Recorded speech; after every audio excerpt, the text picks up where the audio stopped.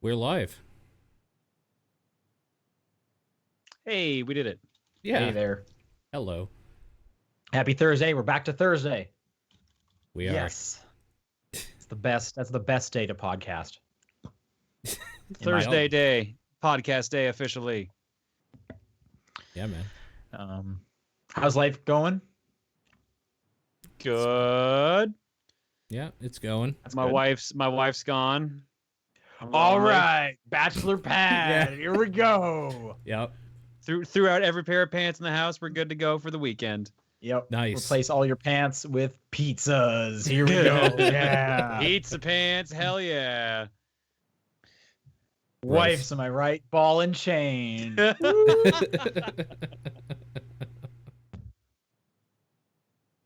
Yeah. Here in the Bay Area, everything's on fire again. Which Yeah, I saw that. What the happened fuck? like a year or two ago. I don't exactly remember. I remember you guys had some pretty bad fires, or BC did. We have fires up north and in SoCal, and then all the ash likes to collect in the Bay Area. I was talking to Paul about this just beforehand. Every time I go outside, it smells like ash. Everything looks hazy, and if the sun is up, everything looks orange. Great. I can't tell if I still have a cough or if I'm just choking kind of at all times. Great. Uh, A little harder and to if breathe we're- out there. yeah, it's pretty Yeah. bad. I would say like half the people are wearing masks, Yeah. which is quite a bit. And when I look at this current air quality map, we are sitting between the very unhealthy and the hazardous zone, which those are the top two. Awesome. And Good it's time. been like that for like a week or two. Yeah, It's pretty I gross. Someone posted earlier a World Air Quality Index ranking, and San Fran has the worst, 283, and the next closest was somewhere in Pakistan at like 232.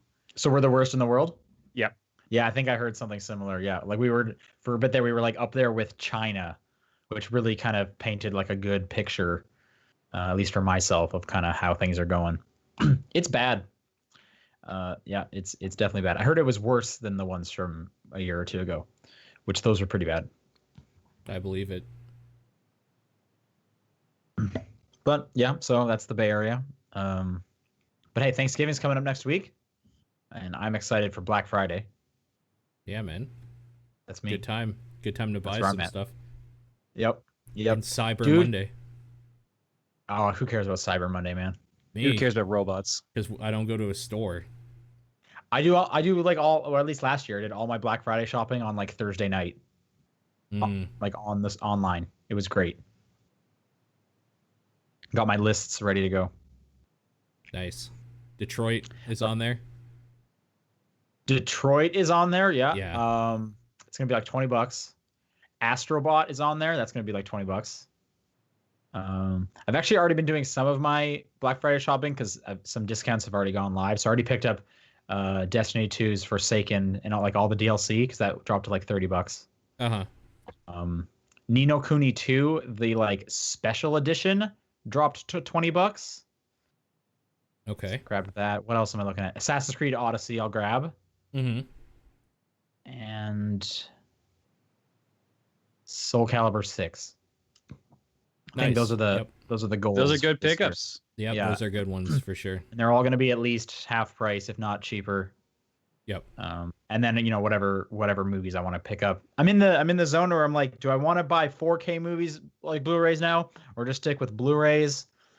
And I don't know where I'm landing on that. Yeah. So we'll see.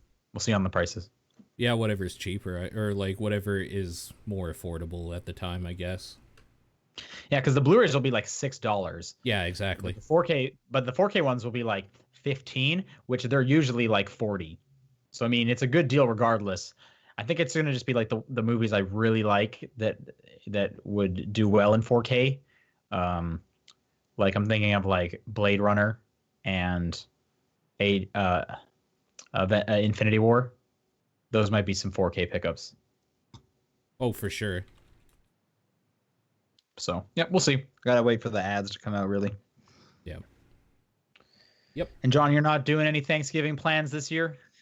So normally we go to my brother-in-law's place for Thanksgiving, at least American Thanksgiving, but no, we're skipping on both this year because Reese is actually in LA right now.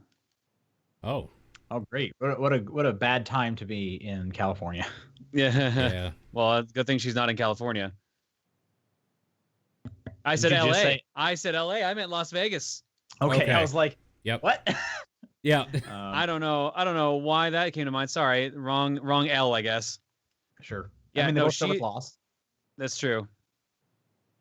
So she is currently there for Final Fantasy Fan Fest, so the Final Fantasy 14 themed convention.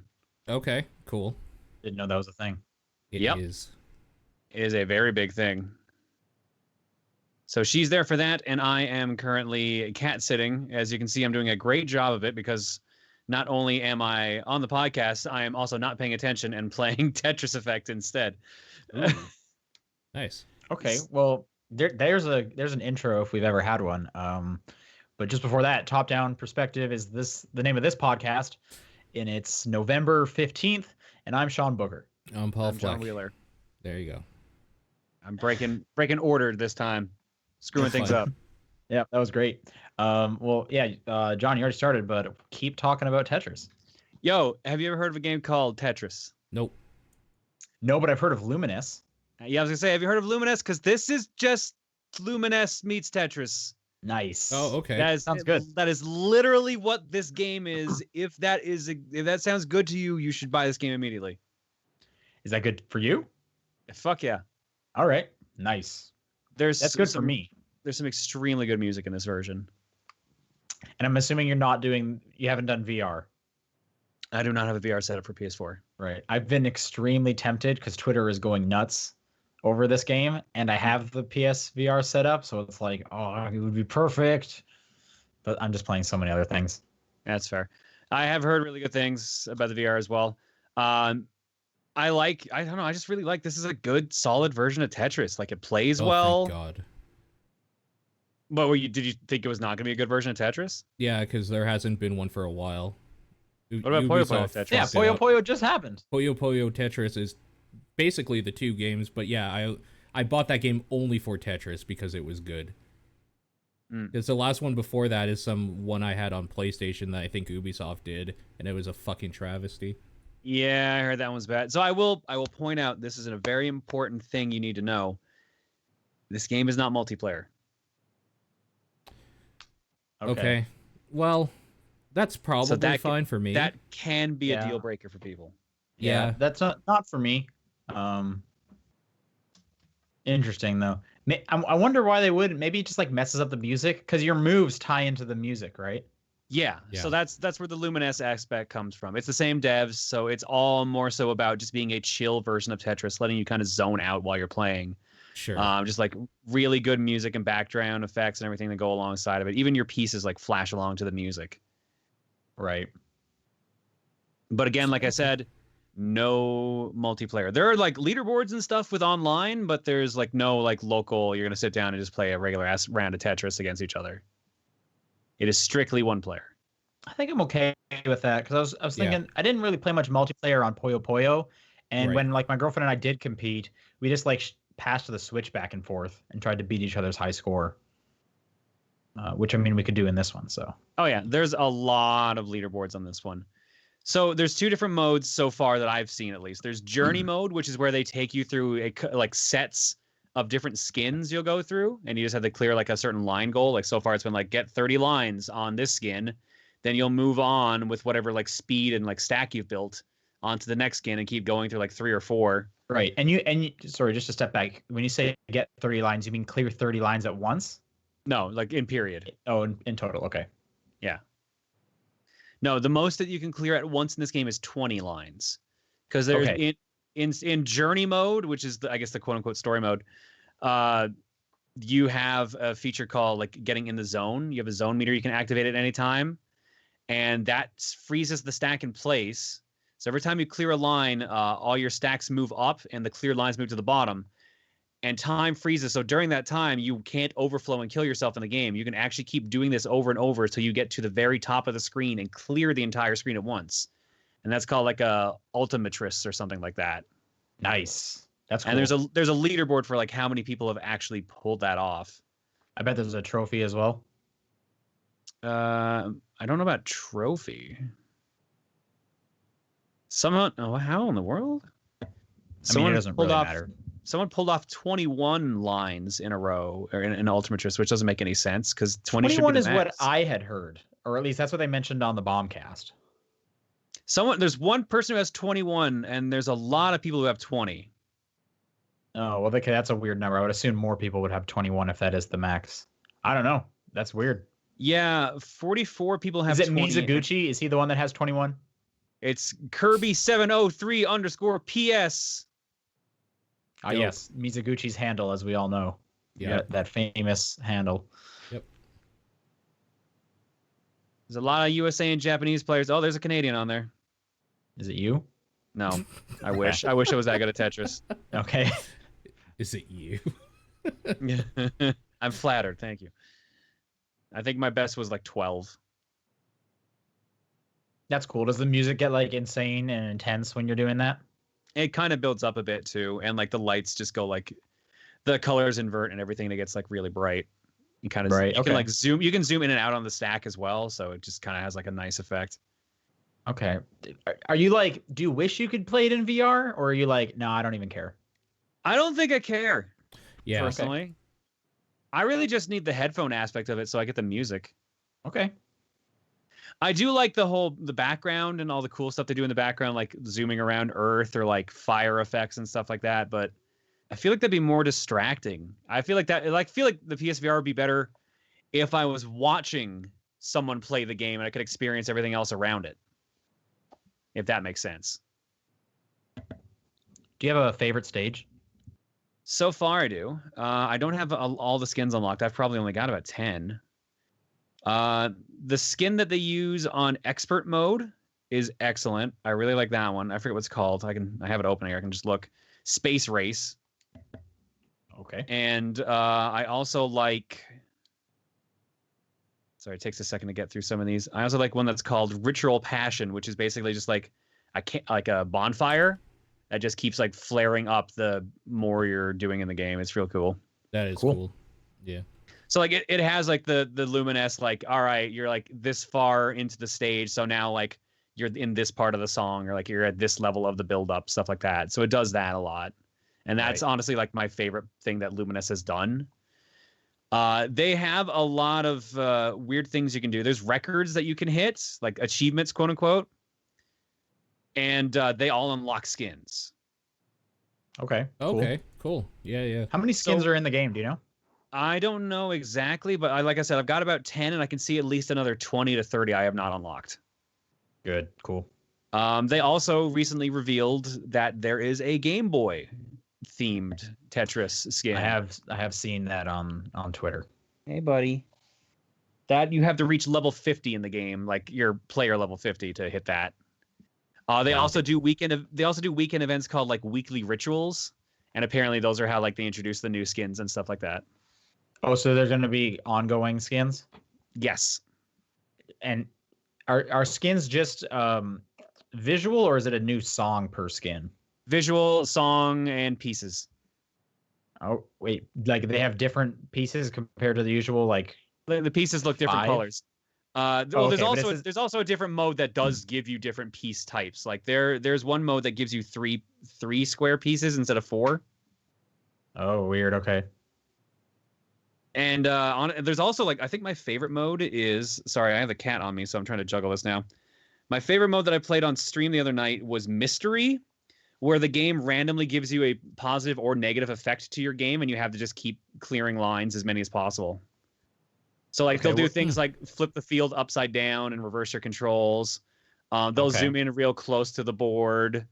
They'll put a bomb on the map, and if you don't clear it within 10 pieces, it actually just destroys a part of your stack. That sounds good. It's honestly like really fun. Like it's the least zen of the modes. It's pretty stressful in a way, but it was really fun.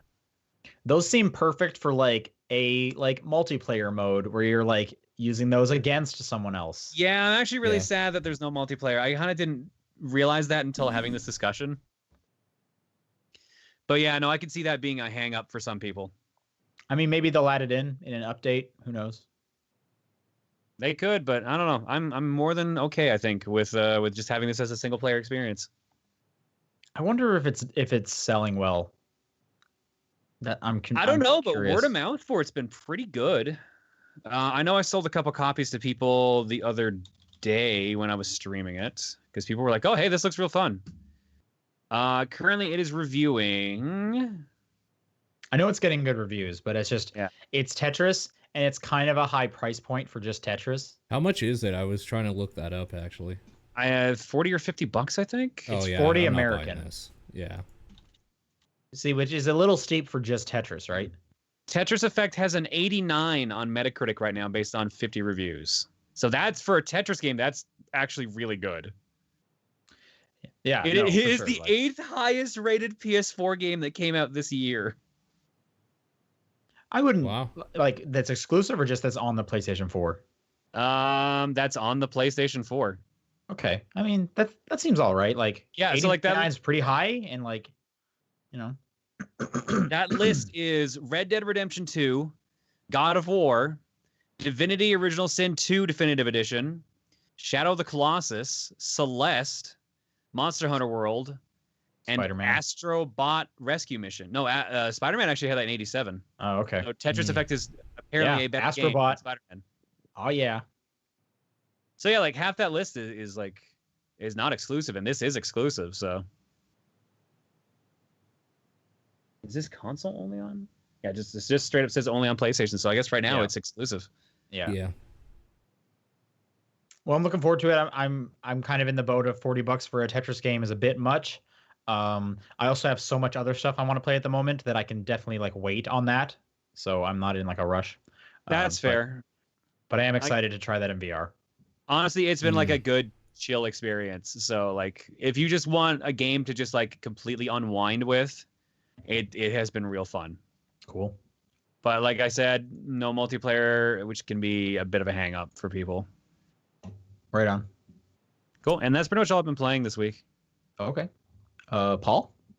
Nothing too worth talking about. I've been doing a bit of Siege again, getting ready for the new operators that they announced coming out pretty soon here. So okay, what are the new operators? I haven't been following this. The new operators are a defender who has a kind of like a bandit thing, like an electrical charge that he can put on reinforced hatches on the roof, so they can't like blow the hatch, basically. But they already can't if it's reinforced, right? There's multiple people that can take care of it. Oh, okay. Yeah. All right. If you have the power. Okay, sure. Yeah. And we're not exactly sure what the other the attackers thing is. There's like a quick 30-second teaser of her like just walking down a hallway shooting this attachment on her rifle like down a bunch of hallways, and then or like a bunch of little areas that you can't see, and then when she gets to the end of it, they all like explode these gusts of air and all these dudes fly out into the open. So we're guessing something just dealing with like misplacing opponents so that you can like pick them off or whatever. Yeah. So that seems like it might be kind of exciting, I suppose. I've been playing a lot of Gungeon on the Switch, actually. I don't know why, but it bit me again, so I've just been playing a whole bunch of that, just because it's easy to get into a game, just play around for a while, and then turn it off and go on with my day. I've just been Didn't it have like a big update like a month or two ago? Yeah. The Gungeons and Dragons expansion, was that the one? Yeah, huge expansion. Sounds right. Yep. Right. Cool. Is that free? I think so. Okay. Because that's when that expansion came out is when I think that game came out on Switch, and I just bought it anyway. I think it's been on Switch for a while. Yeah. The expansion you're talking about has been out for months. Oh, okay. All right. And I think the PC version updated, but I didn't have it installed, so I think it's a free update. Cool. Yeah, nothing else. Keeping it real this week and just chilling, basically. All right. I'll talk briefly about Pool Panic. I haven't played too much of it. I'm definitely like wrestling with the controls. They seem like oddly They seem oddly Complicated? not well complicated, but also just like super sensitive, and I can't seem to how to turn down the sensitivity. It has an option for sensitivity, but it doesn't seem to affect anything. I'm wondering if that's for like motion controls or something. I'm not sure. Anyway, I think it needs a longer tutorial because it teaches you how to like kind of throw yourself at the other balls to get them into the holes. And then that's about it. It'll teach you how to do like a hard shot and a soft shot. And then the first stage introduces like different types of balls, like what they do. And that it was just kind of like a trial and error of me having to like repeat the stages because all the stages are also timed. There's like 3 or 4 objectives you can go towards for each stage, and they'll be: did you do it under the time limit? Did you do it under the shot limit? Did you not sink yourself, which is the white ball? And did you sink all of the like opposing balls? Those are the 4. So it's a little stressful with that time limit, especially because it's not like actual numbers. It's a stopwatch that goes around in a circle, and it goes around a few times, and I still am not sure how many times it's allowed to go around before I like went over my limit. That sounds a little confusing and honestly stressful. It is, which I kind of don't like because I kind of just want to like the presentation of this game is all these weird little pool balls with goofy faces making weird noises and stuff, or like the 4th stage, for example.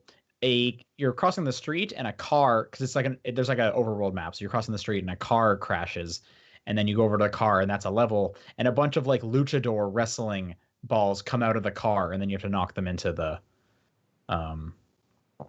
holes, and they'll like pick you up and they can like throw you and stuff, which is fun and goofy, and I like the presentation of it.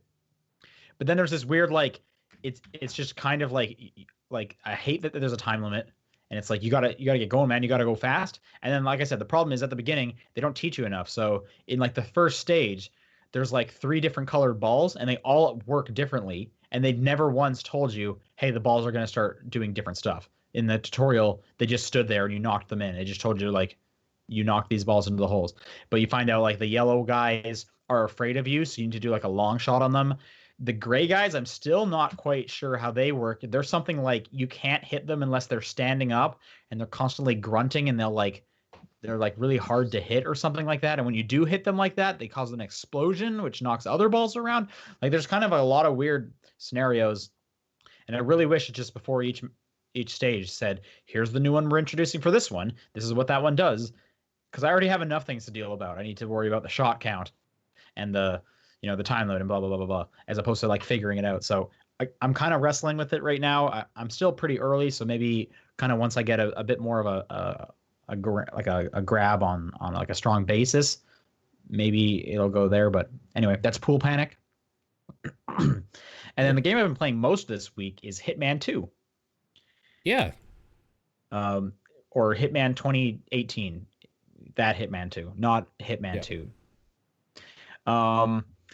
And I'm enjoying myself quite a bit. Did either of you guys play the last Hitman game? A lot of it, yeah. Okay, so this is pretty much the exact same game as that one, but with new stages. And so I guess I should step back. I didn't play that game at all. Oh, okay. So a lot of what I'm getting is like I'm having to research what's different and stuff. And I have a friend who was crazy into it. I'm asking him what's the difference, and like mechanically, nothing really. It's just new stages, new items, and what are some of the other things he said? Mirrors work, so enemies can see you in the mirror. Okay, cool. And it's a lot of like it's a lot of refinement. So you'll get like picture-in-picture modes when you set up an assassination. Instead of having to watch it, you can walk away, and then you'll get a picture-in-picture of that assassination going off. Okay, cool. So it's a lot of just like, quality of life things, it sounds like. What's really cool, though, is it seems like I'm like the perfect person for this. Because you get the first game. You get the first game inside of the second game. And like, pause for a second. You might be thinking to yourself, oh, that probably just means when you buy Hitman 2, you get like a download code for Hitman 1. It actually goes further than that. It is built into the UI. When you hit campaign on Hitman 2, it gives you multiple options, and one of them, the first one is, would you like to start the story from the beginning, which is Hitman 1, or your second option is, would you like to start Hitman 2's campaign? So they have just like attached these games into one solid game. They're not two separate things. Right. And if you have if you can get like the legacy pack as well if you only bought two, like say this is your first game and you're like, I don't know if I want the other levels, so like I'm just going to spend the lower amount, then you get that, and then if you like it, you can just be like, okay, I'm going to see what this other game's worth of content is like too, and you'll get all those levels as well, because it's like a true sequel in that this is continuing exactly where the other one left off story-wise. Yeah, the story, I understand, continues. So I've kind of been jumping back and forth between the campaigns, primarily playing 2 because my plan was, I'll start at the beginning, here we go. And then after the Paris stage, which is like the first one after the tutorial stage, the tutorial stage there's like 2 or 3 in there. After that, I was like, I don't want to like play through Hitman 1 and be like, all right, I got my fill of Hitman, and then not play like the new one that I should be playing right now in 2018. Sure. So then I kind of switched over and have been playing 2, because I honestly don't care too much about the story. It's not a big deal.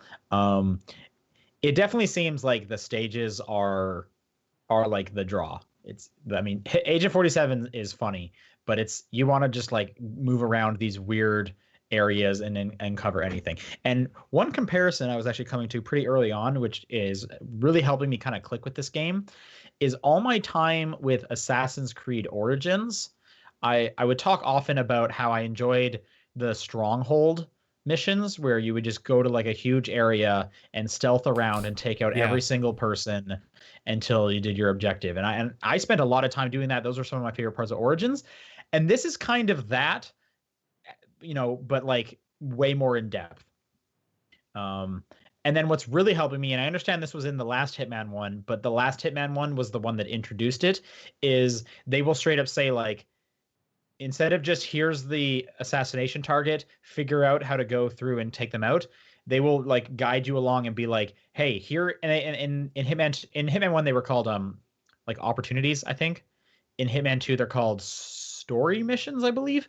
And you basically just say, I want to follow along this story mission, and it'll say like, all right, you need to go over here and get this poison, you need to go over here and get this guy's disguise, you need to go into this area and listen to this conversation, you need to go get over to this drink, poison this thing, and then you can watch it play out. So it is pretty handholdy, but I'm really liking that, because otherwise I would kind of feel a little overwhelmed, because these stages are huge, they're dense.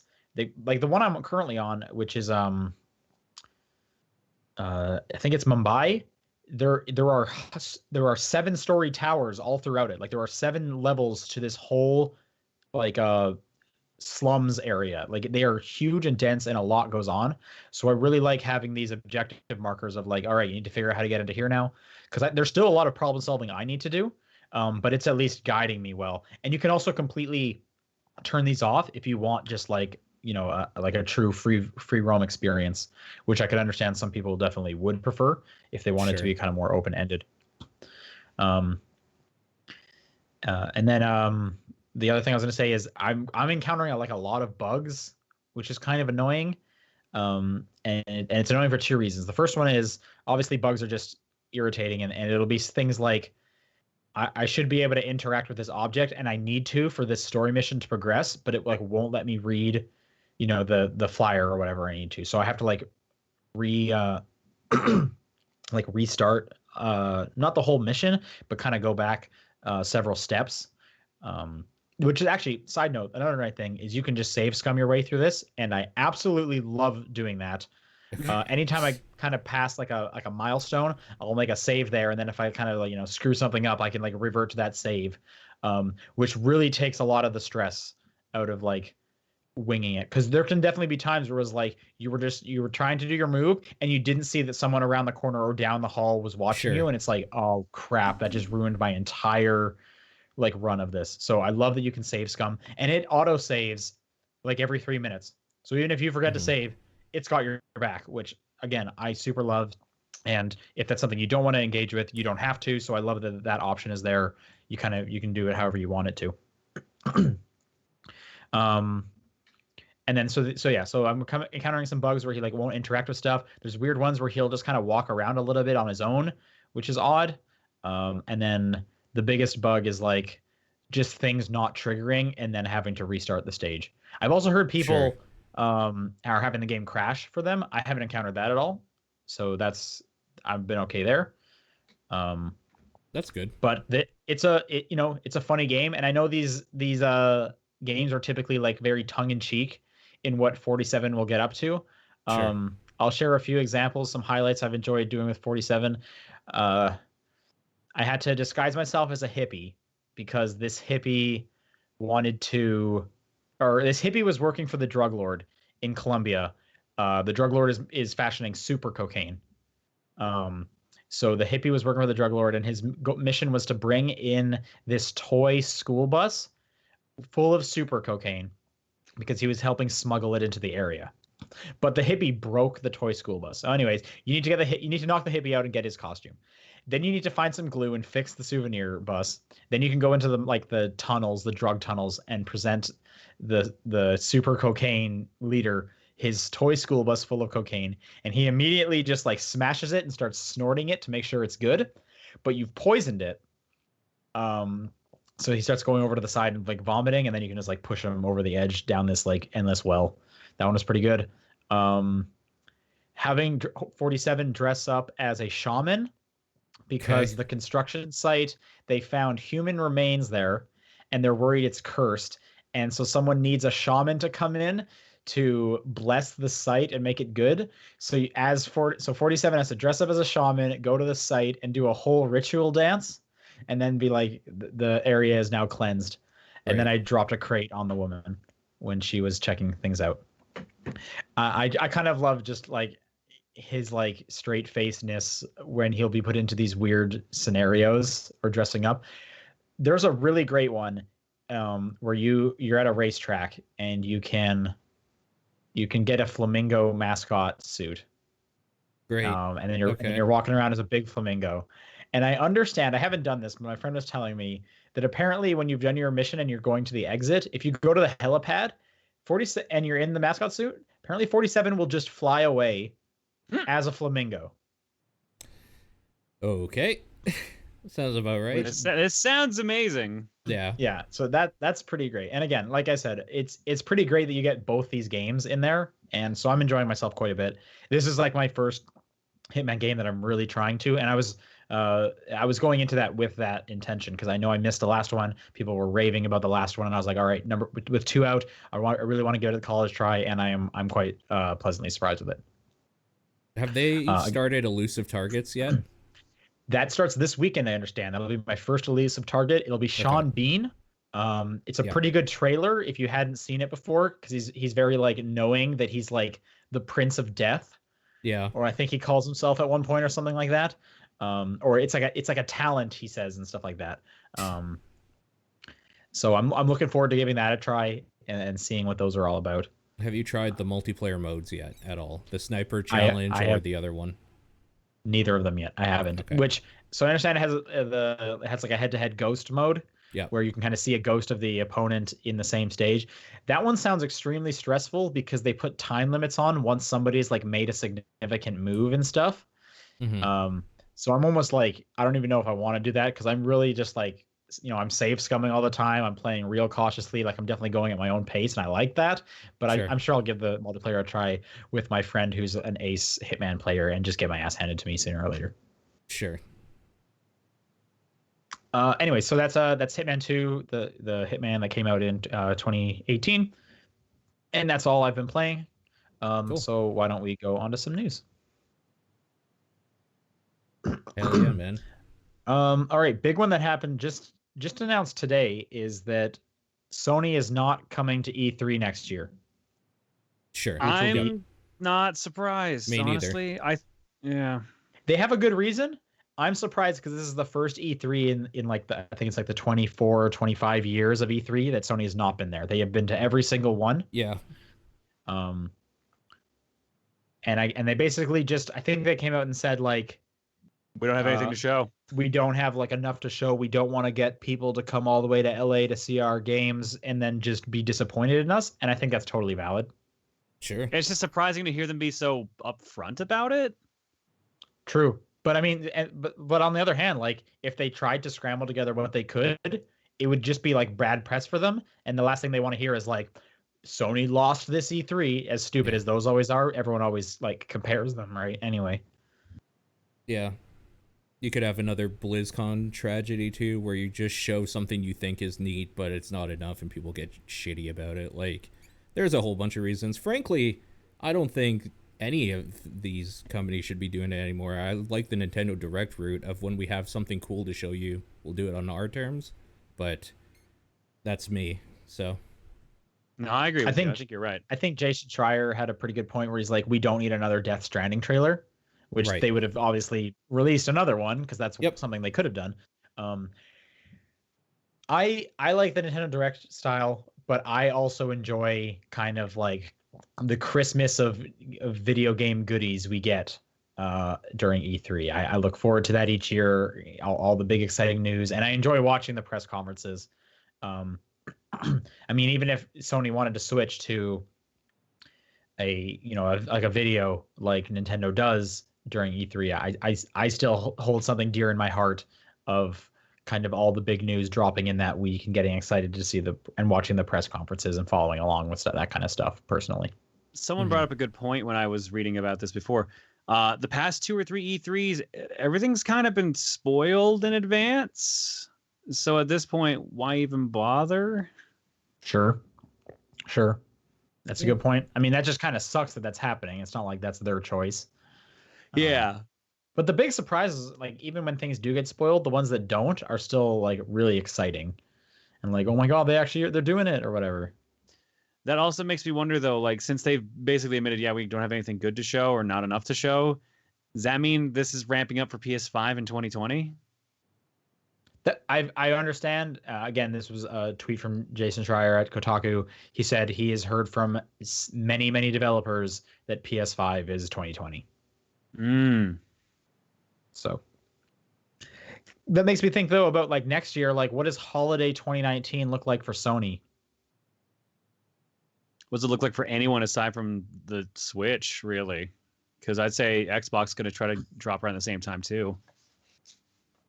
I just mean like from like a games lineup. Like isn't this Sony kind of showing their hand and being like, we're not going to have a lot out for next year, which is kind of a bummer. Like I mean, I want to look forward to be able to use my PS4, but it doesn't sound like there's anything big coming out really. So I don't know. They'll have Last of Us 2. Is that supposed to be next year? Probably, right? I don't think they have a release date. Along with that game that Sucker Punch is working on. Which one's that? The sword fighting one.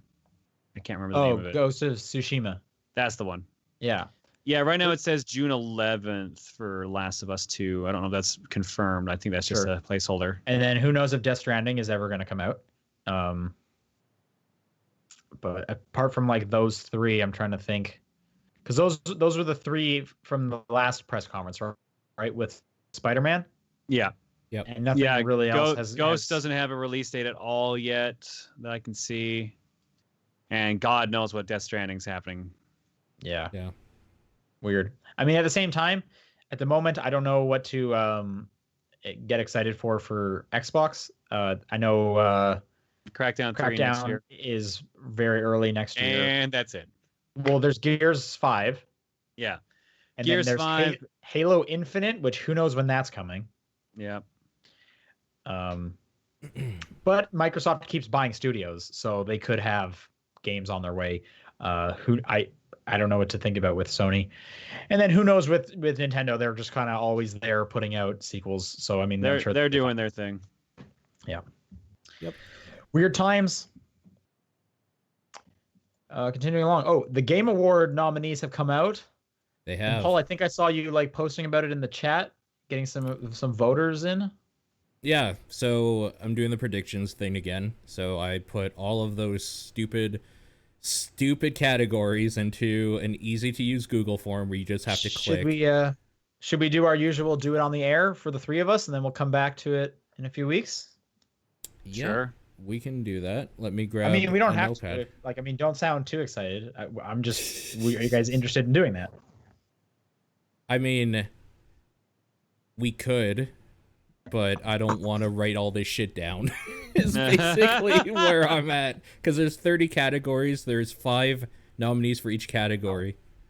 So we can like run through it though. It's not a huge deal. It's up to you. Okay. Well, I think we should just run through it. Oh yeah, we'll definitely run through it.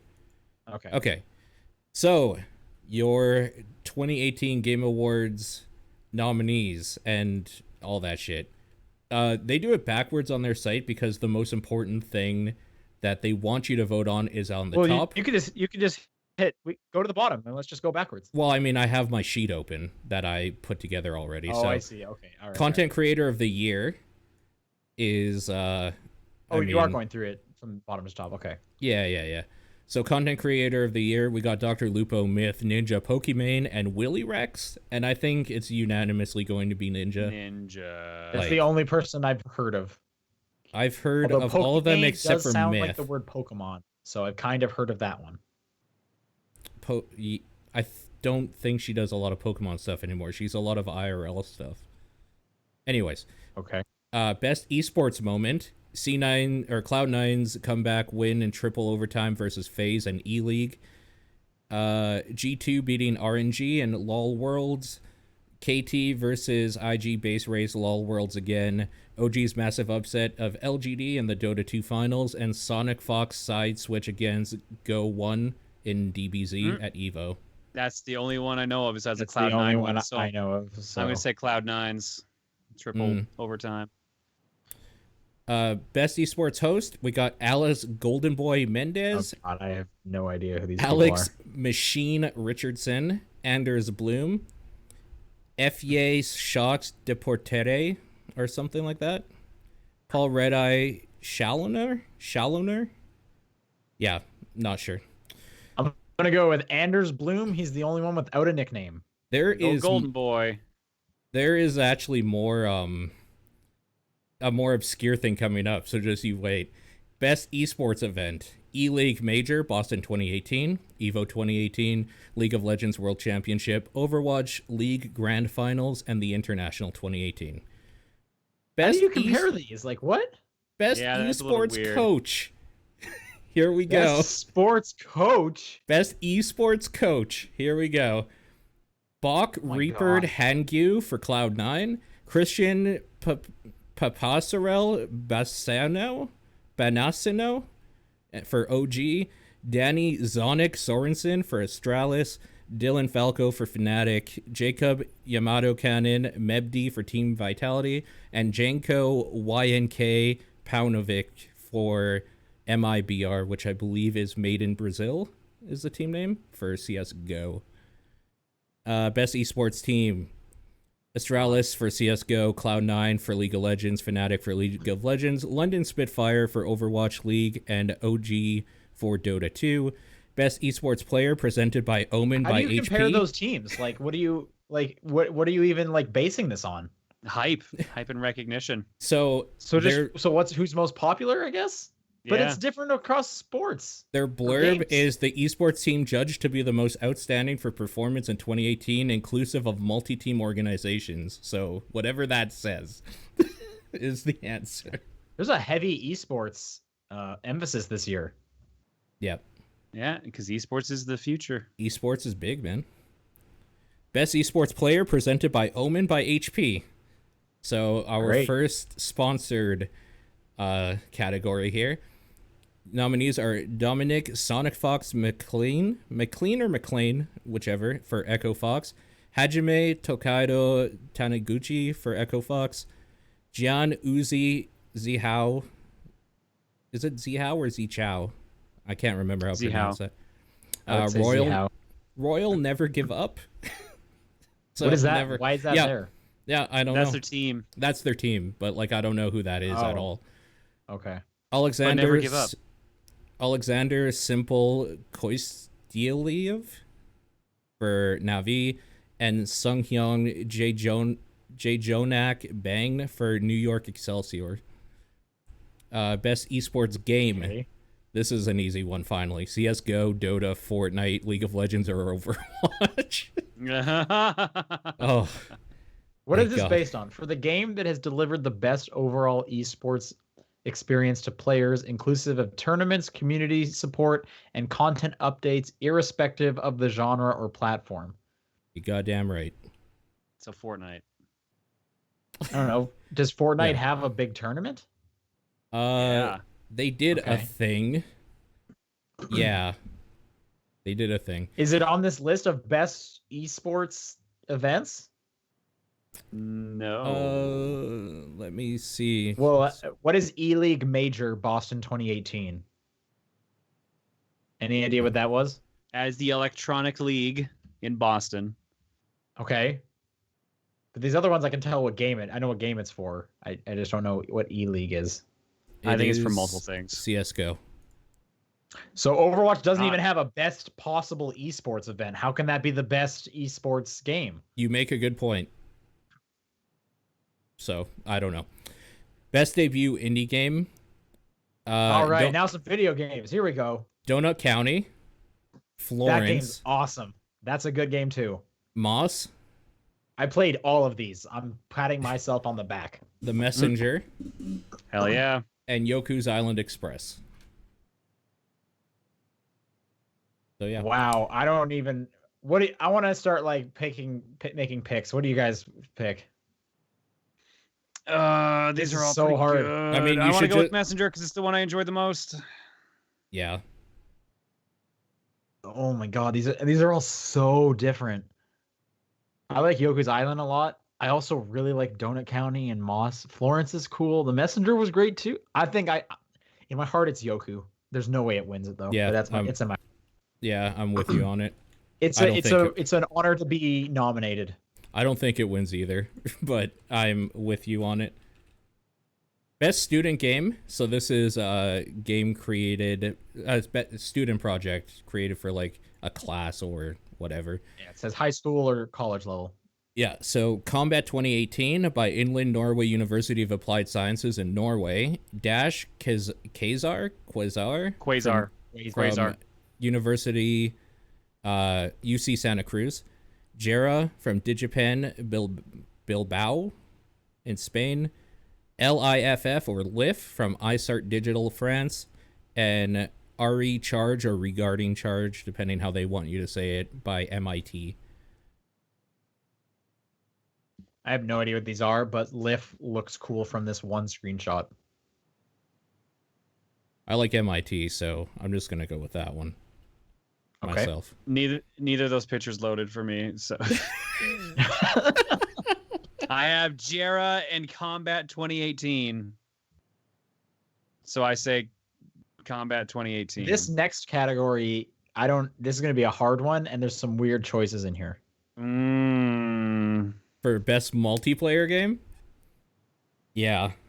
Yeah. So we got Black Ops 4, Destiny 2, Forsaken. I don't know if it's like specific to. I guess it must be specific to that because Destiny 2 came out last year. Yep. Fortnite, Monster Hunter World, and Sea of Thieves. I don't think Sea of Thieves should be in there.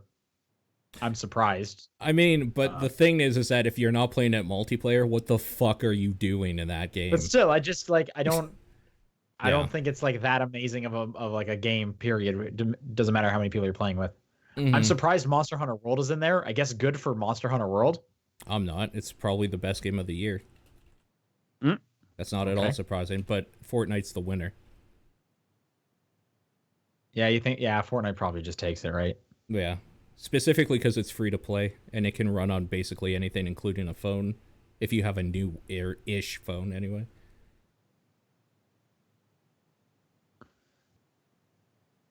This next category is always stupid. Best sports racing game. Yep.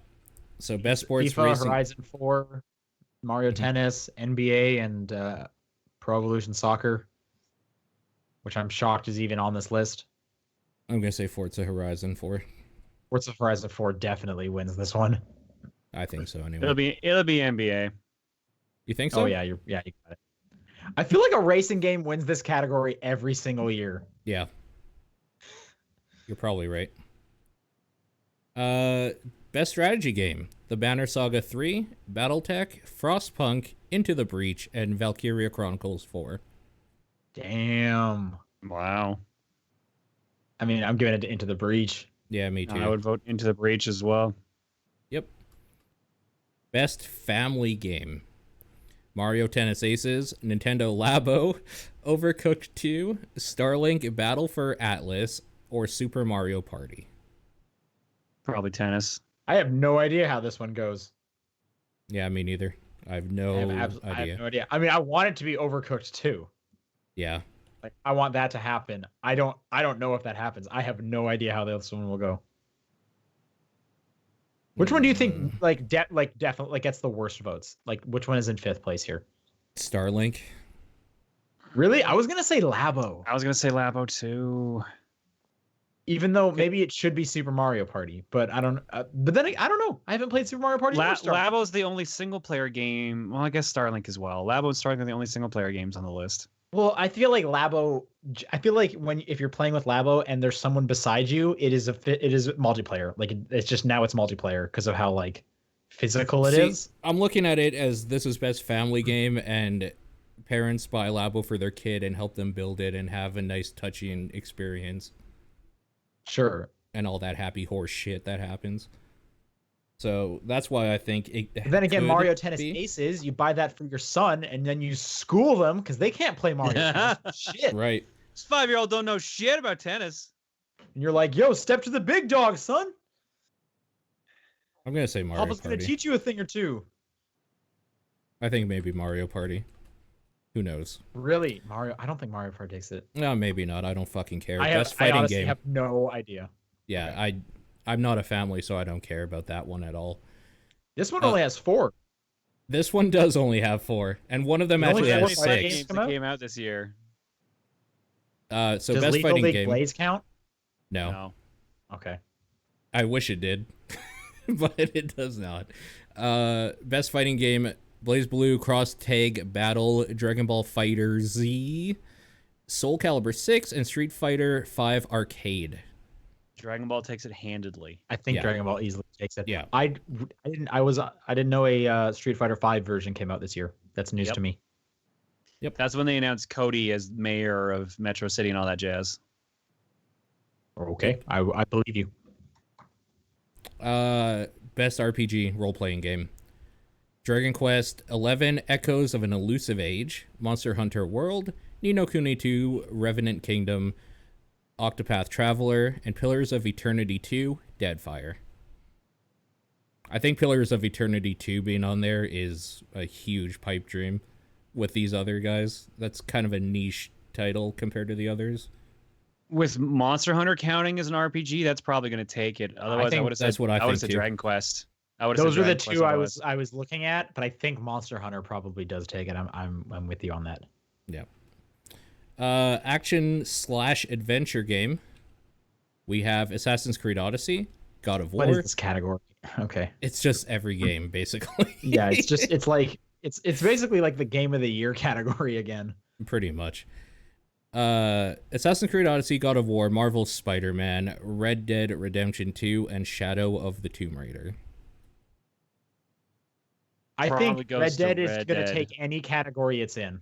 I think Spider-Man. I think that's just how that's going to happen. I don't know if I agree with that. I don't think I agree with that, but I think any category Red Dead shows up in, it'll just win that one. All right. I think Spider-Man. Okay. Best action game. What? Yeah, I know. Mm-hmm. What are the differences between these? Right? This doesn't have any adventure in it. So this one's is for best game in the action genre focused on combat. Yep. So the other one. The surprising thing is there are no repeats on both lists. These are different games. These are completely different. It's because action adventure is combining combat with traversal and puzzle solving. So these other ones can't have traversal or puzzle solving mechanics. Right, which is insane when you see some of them. Call of Duty Black Ops 4. No thinking on this list. Dead Cells, Destiny 2 Forsaken, Far Cry 5, and Mega Man 11. I love Dead Thinking Cells. in Mega Man. I can't see Dead Cells taking this category ever, but it is happy to be nominated. I think it's another one of those. I would love to see Dead Cells win, but yeah, Yeah. I think it's probably probably gonna be Black Ops. I'm saying Black Ops. It's probably Black Ops. Okay, which one do you think comes in fifth? In fifth, probably Mega Man. I don't think people think of Mega Man as action. I was gonna say probably Far Cry. For fifth? Yeah, either Far Cry or Mega Man or what I'm leaning towards. Paul, what's your fourth? Who do you think comes in fourth? Dead Cells, then Destiny, then Far Cry, then Call of Duty, probably. Wow. So you thought Far Cry was second place. All right. Huh. Yeah. I definitely think it's a shooter. And I mean, so is Call of Duty. No, I mean the top of these, I think is a shooter. Like, no matter what, like a first-person shooter. So Call of Duty number 1, Far Cry 2, and Destiny 3, I think, are the top 3. Oh, I see. Okay. That people will choose in that order. But they're kind of interchangeable for me. There? No, I put Destiny as 3. I think Destiny should be over Far Cry. Anyways, but we all think Black Ops gets number 1. Yeah. Yeah. Best VR/AR game. So we got Astrobot Rescue Mission, Beat Saber, Firewall Zero Hour, Moss, and Tetris Effect. I don't think any of these are AR games. I think Beat Saber wins it handily. Probably everyone was going crazy for Beat Saber when that came out. Yeah. Yeah. Although I'd love for Tetris Effect to win, but probably not. I'm hearing amazing things about Astrobot, but I do not think it hit mainstream anywhere. I don't think any of these hit mainstream like Beat Saber did. Best mobile game: Donut County, Florence, Fortnite. What is this? This category is ridiculous. This category is absolutely ridiculous. PUBG Mobile and Reigns Game of Thrones. Fortnite takes it. I'm gonna say Donut County. I think Donut County deserves this one. It's insane putting Fortnite and PUBG on here. It's fair. It's totally fair. Reigns comes in fifth in my opinion. Totally. Yeah, probably. I don't know. It has that Game of Thrones title on it though, so for search engine optimization on your app store, I think it's already over Florence. I feel like more people, sure, they'll know Reigns, especially because it's the third Reigns game. Yeah, I think Florence deserves it much more than I haven't played the Game of Thrones Reigns. I just feel like the problem Florence is that's a different argument. Florence completely. Is a very, very indie game. Yeah, it is unfair putting Fortnite and PUBG on this list. That almost seems cruel. But I'm gonna hope out for Donut County.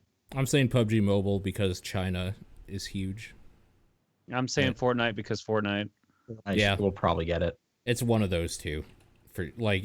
I'll actually be really, really surprised if it's neither of them, and it is like Florence. I'll be like, okay, that's weird, but yeah, all right. This next category is also bananas, like in terms of quality. Yeah, I'm just looking at something. Did we not already? I guess we didn't. Okay, this is best independent game. I felt like we did this one already, independent, but nope. Nope. We got Celeste, Dead Cells, Into the Breach, Return of the Obra Dinn, and The Messenger. Okay, I feel like from like a mathematical standpoint, Celeste is in the Game of the Year category. Shouldn't that mean it wins this category too? In theory. I mean, for me, it wins anyway. Out of you think Celeste takes it? For me specifically, but I think it probably does anyway. I think this is such a strong category. Like everyone in here is so good. I personally think The Messenger is the weakest one, but I know like you two probably hold Messenger much higher than I do. Out of these, it's probably the. I would love it's probably for fourth. Messenger to win, but I'm leaning towards Dead Cells. Dead Cells did get a lot of press this year, for better or for worse reasons. It's also had a long amount of press, like longer than a lot of these, right? True. I don't think Return of the Oberdin went mainstream in any way. Pipe dream. Yeah. I think it's a good addition on here. Like, that's good to see for sure. But I think that does get fifth. Yeah, I think so too. These top three, though, I have no idea what I would pick. And like, I think it's one of the top three. I think it's actually in order. Besides Return of the Oberdin and Messenger would be switched. I think it's Celeste. I think you're right. Into the Breach. I might personally put Dead Cells higher than Celeste. But I think the fact that Celeste is in the Game of the Year category kind of means people really like it. Sure. Games for Impact. This one's always been a little interesting to me. Yep. These are thought-provoking games with a profound pro-social meaning or message. 11 Memories Retold, Celeste, Florence, Life is Strange 2 Episode 1, and The Missing J.J. Macfield and the Island of Memories. I'm just so happy to see Swery. Like, that's just great. It's weird, yeah. It just warms my heart that out there, Swery has a big smile on his face because this game's up there. Totally. I think Celeste but wins it. I think these bottom two, there's no way either of them take it. The bottom one for me personally is the winner by far, but I think Celeste is the actual winner. I think Celeste will take it. I know nothing about 11-11, so I don't know about that one. But I do think Celeste takes it. I think Life is Strange. Okay. Hey, thank you, and that's great, John. And I know you didn't even play it, but there's no way it takes it. No, because here's the thing. Like, Life is Strange won awards last year, didn't it, for season 1? I believe so. Yeah. Yeah. Or 2 years ago. So it's established, and Celeste has like an impactful story, but you have to go through a lot of bullshit to get to it, and I feel like that's gonna hold it back. Sure.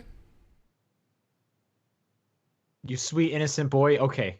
Jesus, Sean. I don't think it takes it, but moving on. I would love it too. I like that game. Best performance. Awarded to an individual for voice over acting, motion, and or performance capture. So any or all three. We got Brian. Oh wow, this is a strong category. Brian Deschart as Connor from Detroit Become Human. Christopher Judge as Kratos from God of War. Melisanthe Mahut from Assassin's Creed Odyssey as Cassandra. Roger Clark as Arthur Morgan from Red Dead Redemption 2, and Yuri Lowenthal as Peter Parker from Spider-Man. I really want Teal'c to take it, but I have a feeling it's probably going to be... You want who to take it? Christopher Judge. He used to be Teal'c on Stargate. Okay. It's probably going to be Connor, Detroit Become Human, because a lot of people have attached themselves to that character, surprisingly. Oh, really? I was going to say I haven't heard much about that. I thought it was going to be either Spider-Man or Arthur Morgan from Red Dead. I think it's Spider-Man's probably going to be pretty high up, too. So, yeah, Connor's the one I know the least about. I thought Kratos was great. I haven't played Odyssey, but everyone is loving the performance of Cassandra from Odyssey. And then those other two at the bottom, I think, are very strong. It's a really strong list in general, honestly. It's super strong, yeah. But if you had to pick one, so John, you're going Kratos? No, I'm going Detroit, Connor. I mean, for what it's worth, even though I played Connor as an asshole, it was a really good performance. Like, actually, it was quite good. Is that your choice as well, then? No, my choice is easily Roger Clark as Arthur Morgan. I haven't played enough of the story missions in Red Dead to... Oh, God, it's so good, though. I'm going to give it to Spider-Man just because I enjoyed that character so much. Yeah. And we'll all be wrong when it's Cassandra from Assassin's Creed Odyssey, so that's fine. I hear it's really good. I hear it's real good. Best audio design presented by Dolby. So this is for in-game audio and sound design. We got Call of Duty Black Ops 4, Forza Horizon 4, God of War, Spider-Man, and Red Dead Redemption 2. And I mean, it's probably Red Dead Redemption 2. Probably. Spider-Man at least had that cool thing where, like, if you were, like, swinging around or standing still, your, like, dialogue changed accordingly. Yeah, so I kind of like that. Yep. It's probably Red Dead. I would love it to be Spider-Man. like when the music swells when you're like swinging fast and stuff. Yep. That's so great. Yep. That's actually a different thing, and our next category called Best Score / Music presented by Spotify. So, I don't know if that's a different thing because the fact that like when things are kicking in, that would be the audio design, which is what I was getting at. I guess, but if the music was just like clanging pans, it wouldn't have any effect. Sure. It's actually a mixture of it both. would have an effect because you wouldn't want to do it anymore. Yeah, just like how they changed the Resident Evil basement music, making me never want to play that version of it. It's so bad. Best score / music presented by Spotify. We have Celeste, God of War, Ni no Kuni 2, Octopath Traveler, and Red Dead Redemption 2. You missed Spider-Man. You're right, I did. Was Spider-Man on there? Oh, I must have. Spider-Man's on there. Yep. Number 3. I'm not looking at your list. Oh yeah, on the site it has Celeste, God of War, Spider-Man, Ni no Kuni, Octopath, Red Dead. All right, Spider-Man. Then and yeah, the other stuff. I haven't heard Ni no Kuni 2s or Octopath Travelers. I haven't heard Ni no. Yeah, I only heard the demos for Octopath Traveler. A lot of these aren't sticking out to me. The only one that's I have any kind of remembrance for is the Celeste one. Yep. So I'll give it to Celeste. But I'm sure the other ones were also great. I just don't remember them at the moment. I'm gonna give it to Celeste as well. Yeah, Celeste. It's also It'll probably be the only Red one Dead, but Celeste. I don't think Celeste takes it for sure. Yeah. Best art direction. We have Assassin's Creed Odyssey, God of War, Octopath Traveler, Red Dead Redemption 2, and Return of the Obra Dinn.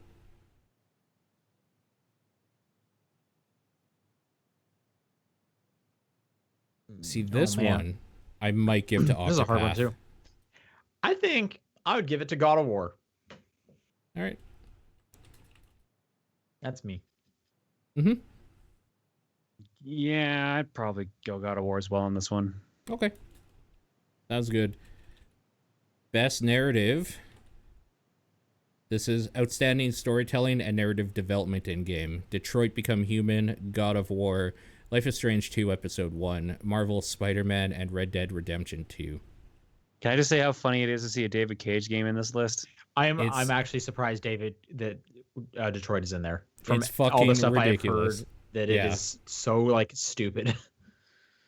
Best narrative, amazing. It might win it too, depending on what the audience is like. There's no way. It's God of War or Red Dead. I think it is also God of War or Red Dead. I can't talk enough about Red Dead. I'm not far enough, so I'll just say God of War. But I bet Red Dead takes it. Yeah.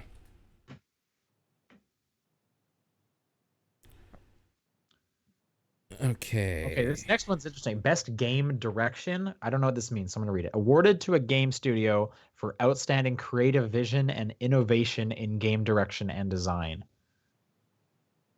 It's a wide net. Yeah, well, I still don't quite understand what that means. The first two I can kind of see. So they have A Way Out and Detroit Become Human, and those are kind of unique in how they're telling their story, especially A Way Out. But then they have God of War, Spider-Man, and Red Dead 2, which those seem like pretty typical third-person action-adventure games. But God of War changed its gameplay drastically from the previous game, so I could argue that it deserves to be here because it's so different. But it's different from the last God of War, but not from like other action-adventure games. Oh no, I'm not saying it's gonna win. I'm just saying like it's. So that's why I'm just kind of. I mean, maybe the argument with Red Dead is kind of like a pacing thing. The argument with Spider-Man is probably like the motion of web slinging and stuff like that. It feels a lot more fluid than it has in previous Spider-Man games. Okay, yeah, maybe, yeah, maybe that's the argument. Sure, okay. I'm gonna say A Way Out because I want that guy to come back on stage, and I think that's the only way he will. I do too. I didn't know what to say. I don't think A Way Out wins this one. I think John actually had a really good point. I'm gonna go Spider-Man. All right. Here we go. Best ongoing game. Awarded to a game for outstanding development of ongoing content that evolves the player experience over time. Destiny 2, Forsaken, Fortnite, No Man's Sky, Overwatch, and Tom Clancy's Rainbow Six Siege. And Fortnite takes this one. I mean, probably. This is like a weird category. Like, I'm glad that there's games not from 2018 in here, because if there weren't, that would make this category weird. But like, why isn't like Dota or League in here? Like, those games are immensely popular and they clearly have ongoing support. They don't evolve enough. They just kind of refine.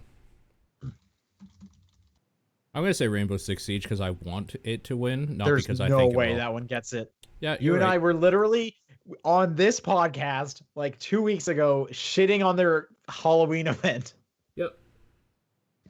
I'm still saying it.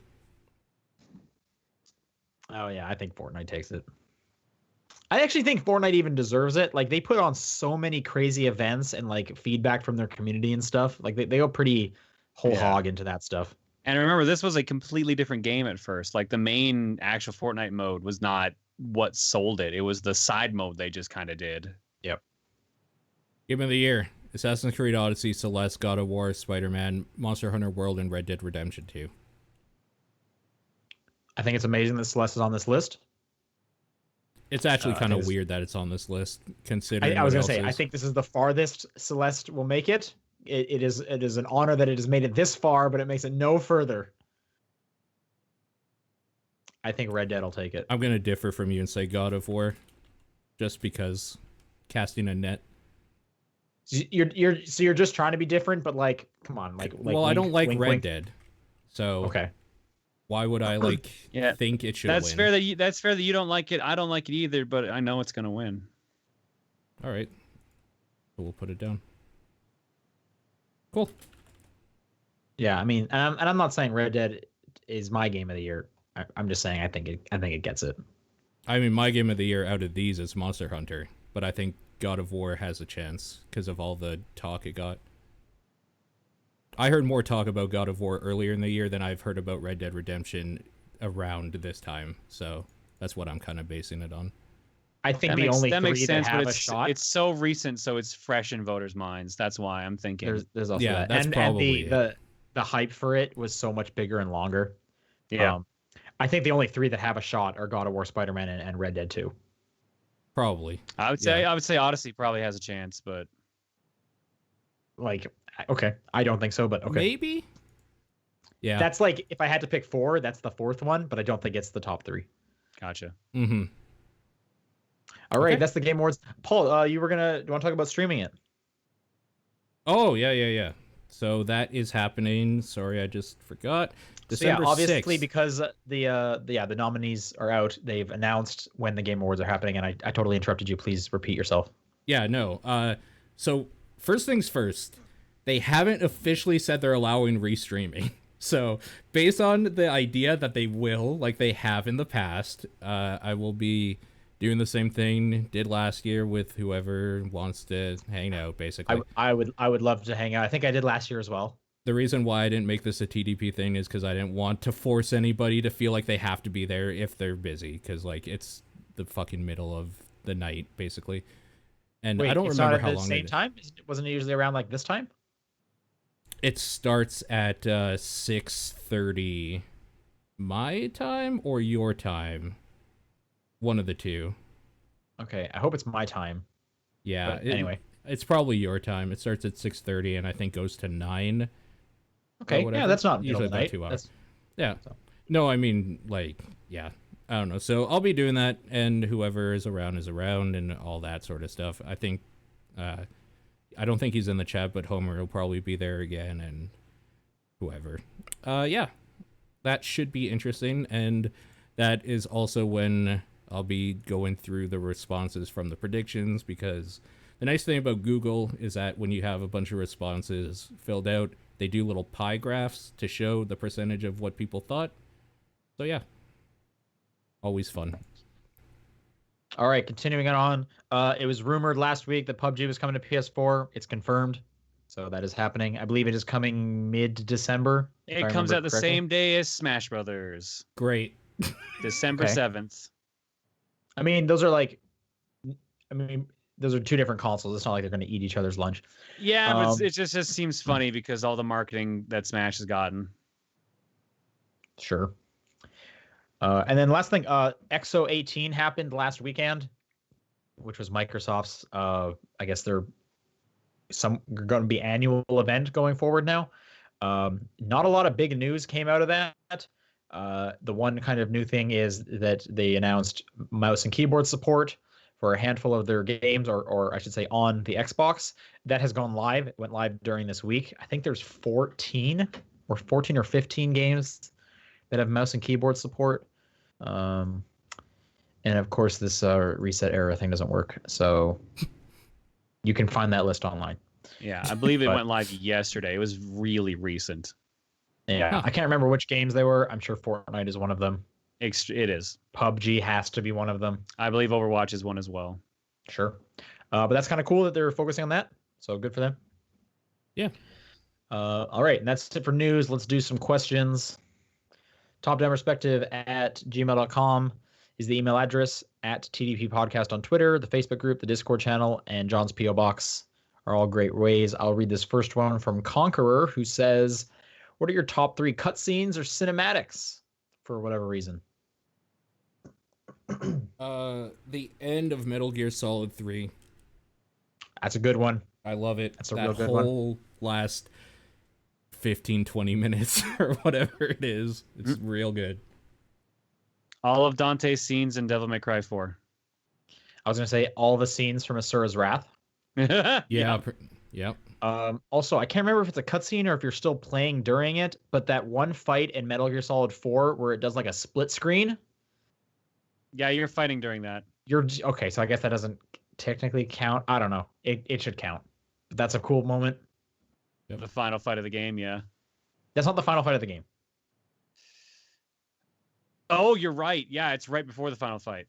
I don't believe it's right. No, it's definitely not, because I didn't get super far in 4 and I played that part. I don't know which part you're talking about now.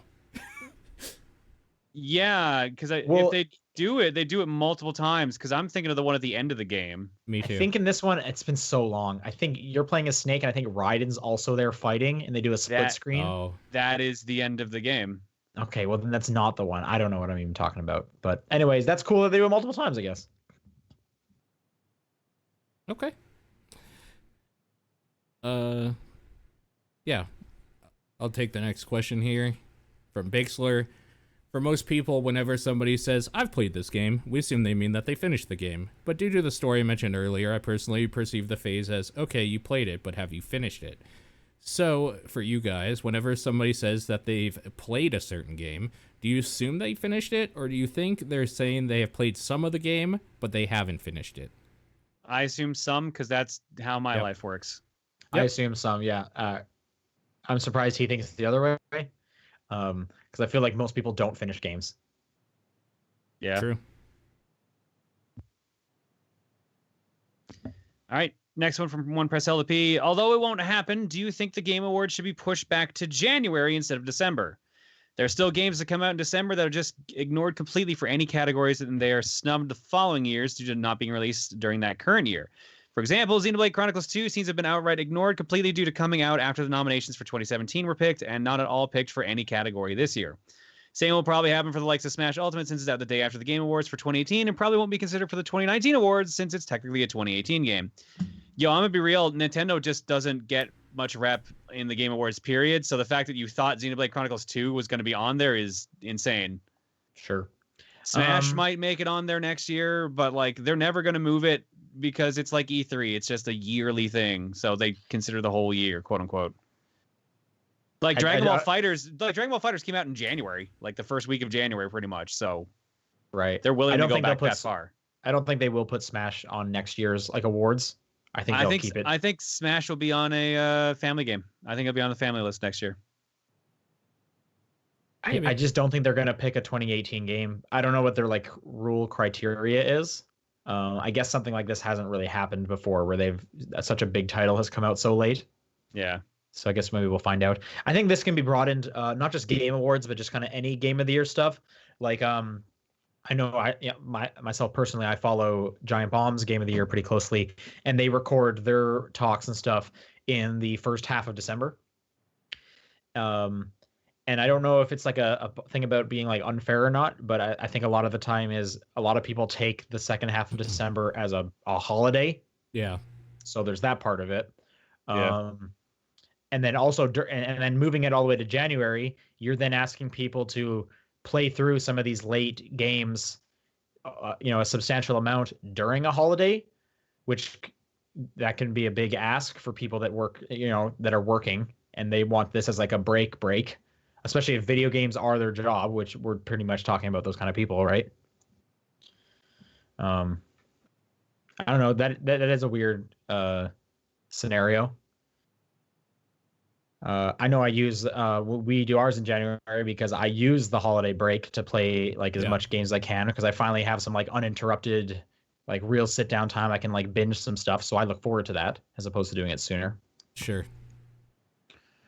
But what do you guys think? Should they be pushing them back further? No. Nah. I mean, the Oscars do it in February. So the real reason they do it right before Christmas is because they're showing what games are really good, so people will buy them for Christmas. Yeah. That's really why they do it. But I mean, there's plenty of publications that have no incentive to do that. Like they're not getting any kind of kickback. Again, I'm thinking Giant Bomb. They have in no way are getting incentivized. Well, I'm saying specifically the Game Awards. Right, but then, well, I mean, who's like funding that? Like, it's not Walmart, right? And it's not any one specific game, because the studios themselves. But if for the game, because then that studio would expect their game to be on some of the lists. I mean, for the if not the Game of the Year list. Mm. And I can't see like any kind of news publication doing that, or I can't see like an award ceremony taking that money if they want to remain credible.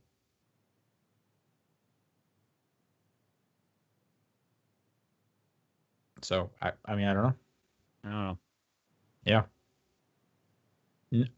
Again, I go back to the Oscars. They do theirs in like February, right? Maybe that's kind of an ideal scenario. Why does it have to happen at the end of the year? I don't know.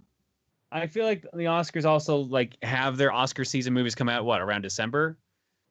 It's pretty much just kind of like November, December time for sure. Yeah. And like hot game releases are usually like late October, most of November. So like so we have a similar situation. Yeah, so if it's kind of similar, why couldn't Game Awards or Game of the Year stuff be pushed back easily then? I think for the reasons you said, the holidays. Kind of the people running it. Yeah, I suppose so. Yeah. All right, I got this next one from VGC Kenny. Because we are coming up on the 10th anniversary of the good game known as Sonic Unleashed, what is a game that you are willing to defend that gets a lot of flack? I don't mean what is a game that you like that isn't good. I mean, what is a game that a lot of people say is bad that you would tell them is actually good and they're wrong? I don't know if I would tell anyone they're wrong. You do that all the time, Sean. I don't know if I don't think I disagree. You're wrong, John. I didn't say that. I said I disagree. I have an obvious answer for me. Zelda 2 is my favorite one by far. So that. Okay. Bomberman X-Zero, I guess. Yeah, that's a good one. Again, I usually try to choose my words as like I disagree or agree to disagree. I don't think I would tell someone they're wrong. People can like whatever they want. That's not answering the question. What's the game that you defend? I don't have an answer. Okay, well, a game that gets a lot of flack, but I still think is good. Yeah. I can I would say Asura's Wrath. I can definitely see that like it is the parts where you have to play it are the worst parts of that game, and it was too expensive when it came out. So I can understand why someone would not give it the time of day. God, I enjoy that game quite a bit, and I think the cutscenes are pretty good. Okay. Rasterman7 says, I'm going to swiftly snatch a question from Kenny and ask, what are some games that you know are bad in terms of mechanics, story, art style, you name it, but you like playing it either way? Oh, wait, I think that's what I just answered. You're right. Oh, well, all right. So there's my answer for that one. I'm going to reread this last one real quick. Okay. That I know is bad in terms of mechanics, story, art style, you name it, but you like playing it. I think another good answer for this one might be Nier, because that game looks pretty ugly.